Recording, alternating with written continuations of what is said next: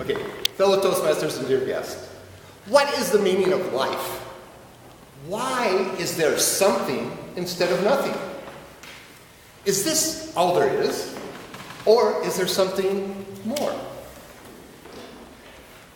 Most people ask questions about ultimate reality in their lives at some point. Me, I began my journey in discovering truth when I was 12 years old.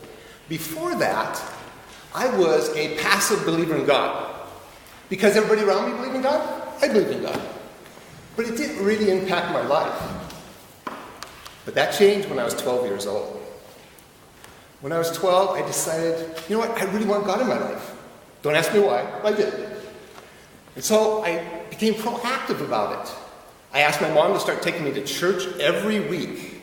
I got baptized, and then I read the entire Bible in 7th grade.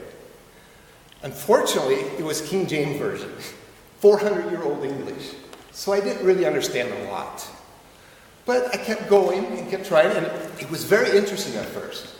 But you know what? After a year, I became very disillusioned about God. My observations during that year is that most people in the church that came to our church, they were playing religious games. They would come and pretend to be very spiritual, but the rest of the weeks their hearts were very far from God. And so, to me, it seemed like there was this big disconnect with reality. And I looked at this and I said, you know what, this can't be true. And so I became an atheist. And I would have nothing to do with God until I was 25. At 25, I decided to start searching for God again. And the reason is, there was a special event that happened in my life when I was 19. But it took some time for that to have impact on it. It was November. I was with my girlfriend, and we were driving in my Ford Torino, which is a very fast, hot muscle car. Okay? And we were driving on the downward side of the Rocky Mountains. And I came around this curve, and I was doing over 100 kilometers an hour, and I hit black ice. Black ice is very thin ice that you can't see. And right away, my car started spinning in circles like this down the road. Immediately, my girlfriend grabbed my arm with a death grip, and she was screaming at the top of her lungs. And for me, everything started going in slow motion. It was surreal to me. Well, after the car did 3 or 4 circles, it stopped. And I think it was because of little rocks on the road. But we're facing downhill, which is good, but we're sliding sideways on the ice towards the guardrail. And I don't have my seatbelt on. So I braced myself, got ready for the impact, and I closed my eyes. As soon as I closed my eyes, I saw an image in my head of a hand as big as my car pushing the car away from the guardrail. And this startled me. And I opened my eyes, what? And the car was stopped this far away from the guardrail. And I started shaking because of the image I saw. But I was too embarrassed to tell my girlfriend what I saw because I figured she would think I was crazy. And so I just kind of blew it off and didn't really think about it. But from the time I was 22 till I was 25, every now and then, this event would come back to my mind. And I would see the image of the hand pushing the car. But since I didn't want God, I just resisted and just said, no, leave me alone. But after 3 years, I finally gave in. I said, okay, maybe there is a God.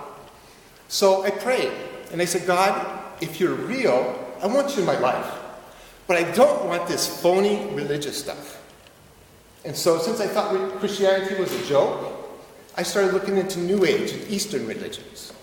And I found it very fascinating and very spiritually stimulating. But something seemed to be missing to me, and I couldn't put my finger on it.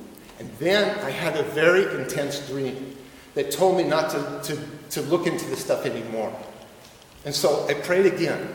I said, God, I'm just wanting the truth. I don't want to believe in something just to believe. So a short time after that, some real Christians started bringing their kids to my gymnastic business. And they were really different from any Christians I'd known before. They had a peace and joy about them that really attracted me. And so I got to know them. Their names were Bill and Sandy. And I got to know them, and we started getting into some discussions about God. Then at Christmas, they gave me a Bible for a present. in modern English that I could read and understand. And I was like, whoa, that's radical. So I read the whole Bible, and I was so amazed by it. And what really amazed me was all the prophecies. I could see God's fingerprints all over those prophecies. And there was one prophecy in the last book of the Bible, Revelation, that totally blew me away. And that was, there was a prophecy that implied at the end of time, there would be instant worldwide communication. When I read that, I said, there's no way someone could have made that up 2,000 years ago. And so I came to realize that these were indeed the words of God. So at age 30, after 18 years of searching, I discovered what truth isn't and what truth is. Truth is not an ideology. Truth is not a philosophy. Truth isn't even a religion. Truth is a person. And his name is Jesus. Even Jesus said this.